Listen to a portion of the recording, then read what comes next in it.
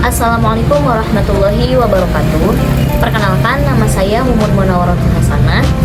Di video terakhir saya ini, saya akan membahas salah satu pembahasan penutup yang ada di kitab Ushul Tafsir wa Qawaiduhu karyanya Khalid Abdurrahman Al-Aq. Bab penutup di sini adalah bab penutup tentang dalil-dalil yang sifatnya jelas.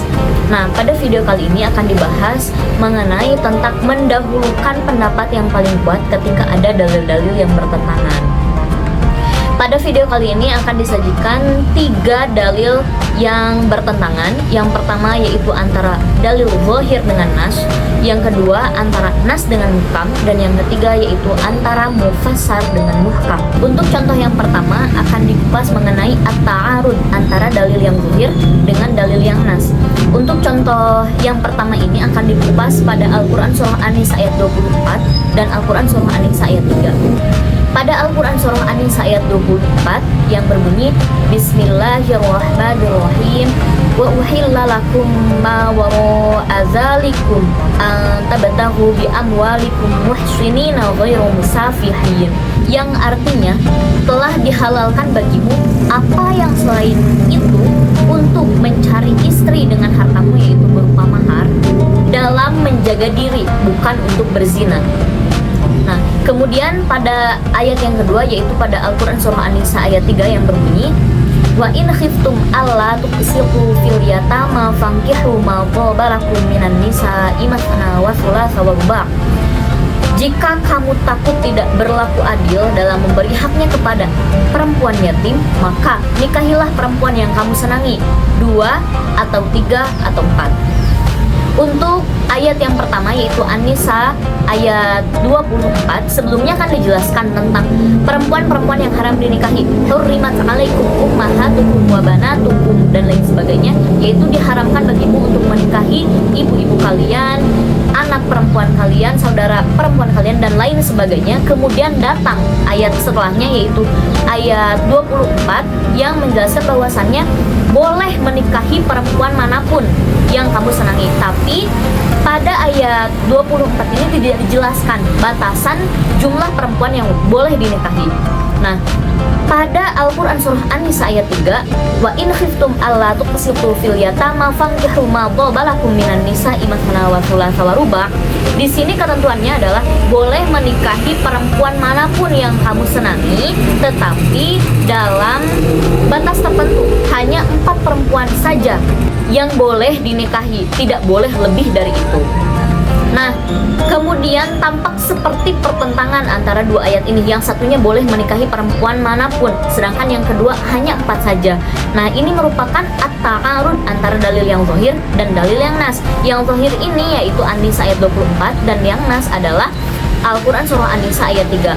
Nah, menurut kitab Ushul Tafsir wa Qawaiduhu karyanya Abdurrahman Al-Aq, menurut beliau ketika ada dalil yang zahir dan nas, maka yang didahulukan adalah yang nas, sehingga implikasinya pada kedua ayat ini yaitu boleh menikahi perempuan manapun tetapi dalam jumlah hanya 4 perempuan saja, tidak boleh lebih dari 4 perempuan itu, sehingga dalil yang diutamakan adalah dalil yang nas.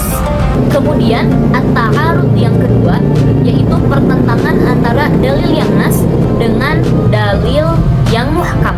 Dalil yang nas tadi yaitu pada wa in khiftum alla tuqsitu fil yatama fankihu ma qabalakum minan nisa'i masna wa thulatha wa ruba', yaitu boleh menikahi perempuan manapun yang kalian senangi, tetapi dalam batasan 4 perempuan saja, tidak boleh lebih dari itu.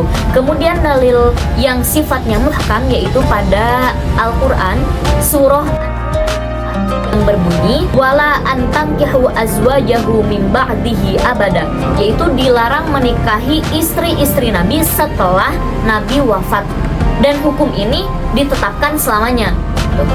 Ayat yang pertama sebagai dalil nas yaitu membolehkan perempuan menikahi siapapun yang ia sukai tapi dalam batas 4. Kemudian datang lagi ayat yang sifatnya muhkam menjelaskan bahwasannya tidak boleh menikahi perempuan yang merupakan istri-istri Nabi setelah Nabi wafat. Nah, implikasinya adalah yang harus didahulukan yaitu dalil yang muhkam daripada yang nas, sehingga pada kedua ayat ini, at-ta'arud ini yang diambil adalah dalil yang muhkam. Memang boleh menikahi siapapun perempuan yang kalian sukai, tetapi tidak boleh menikahi istri-istri Nabi. Tidak boleh menikahi perempuan-perempuan yang telah dinikahi oleh Nabi setelah Nabi wafat, dan hukum itu berlaku selamanya. Kemudian at-ta'arud yang ketiga atau yang terakhir yaitu antara lafaz yang mufassar dengan lafaz yang muhkam. Nah, pada lafaz yang mufassar ini diambil dari Al-Quran surah At-Tolak ayat 2 yang berbunyi Bismillahirrahmanirrahim Ashhidu zawaya adlim minkum, yang artinya dan persaksikanlah dengan dua orang yang adil di antara kamu.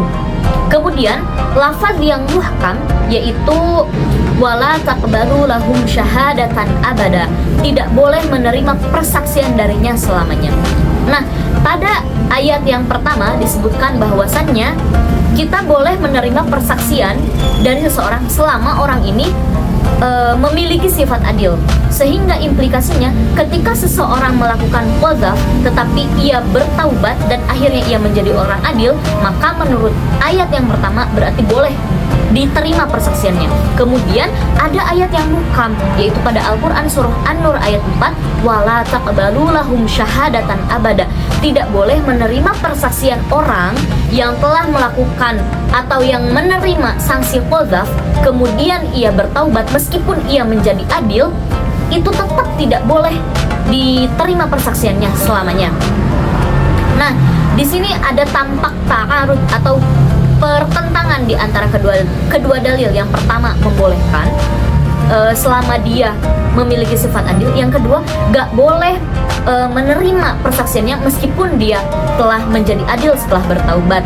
Nah, menurut Khalid Abdurrahman Al-Haq dalam Ushul Tafsir wa Qawaiduhu, dalil yang diutamakan atau dalil yang kita ambil dalam pertentangan ini yaitu dalil yang muhkam, sehingga implikasinya dalam kasus persaksian ini boleh menerima persaksian dari siapapun yang memiliki sifat adil kecuali orang yang telah melakukan qadzaf atau oleh orang yang telah menerima sanksi qadzaf meskipun ia bertaubat dan meskipun ia adil, tetap hukumnya haram menerima persaksian dari orang yang menerima sanksi qadzaf tersebut. Allahu a'lam bishawab. Mungkin cukup sekian yang dapat saya sampaikan, kurang lebihnya saya mohon maaf. Terima kasih atas segala perhatiannya. Wassalamualaikum warahmatullahi wabarakatuh.